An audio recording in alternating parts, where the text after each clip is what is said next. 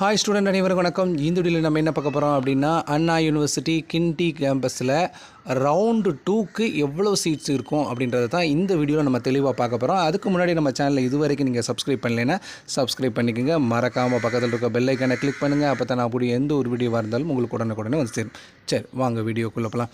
Sir, இந்த அண்ணா யூனிவர்சிட்டியில் 2025 round 1 முடிஞ்சதுக்கப்புறம் எவ்வளவு சீட்டு இருந்துச்சு அப்படின்னு எவ்வரி ரவுண்டு முடிஞ்சோடனே சீட் மேட்ரிக்ஸ் அப்படின்ற ஒன்று பப்ளிஷ் பண்ணுவாங்க கவர்மெண்ட்லேருந்து.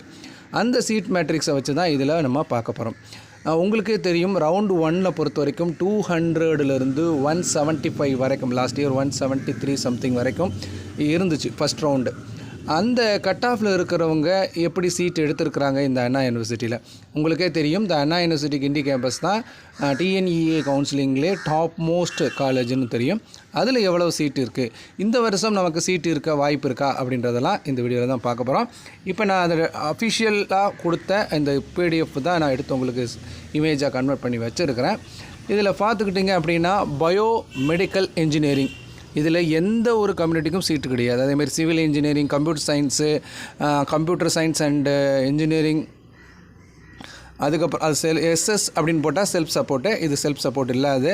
ஸோ அதே மாதிரி எலக்ட்ரிக்கல் அண்ட் எலக்ட்ரானிக்ஸ் இன்ஜினியரிங், அதேமாதிரி electronics and communication engineering, Jio informatic, இப்போ இதில் எதுலேயுமே பார்த்துக்கிட்டிங்க அப்படின்னா சீட்டு கிடையாது. ஒரே ஒரு கோர்ஸு கீழே பார்த்துட்டிங்க அப்படின்னா இண்டஸ்ட்ரியல் இன்ஜினியரிங்கில் உங்களுக்கு 2 சீட் அவைலபிளாக இருந்துச்சு, எஸ்சிஏவுக்கும் எஸ்டிக்கும்.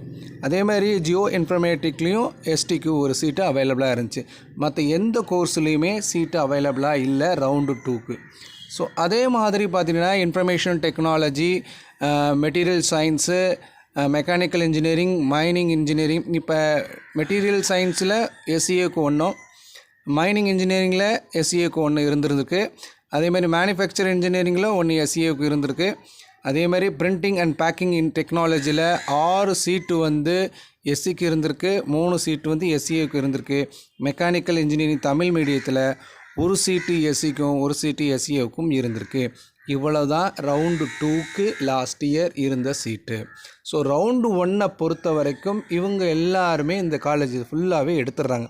ஸோ ரவுண்டு 2க்கு வர்றதுக்கு இந்த காலேஜிலேருந்து சீட்டு வராது.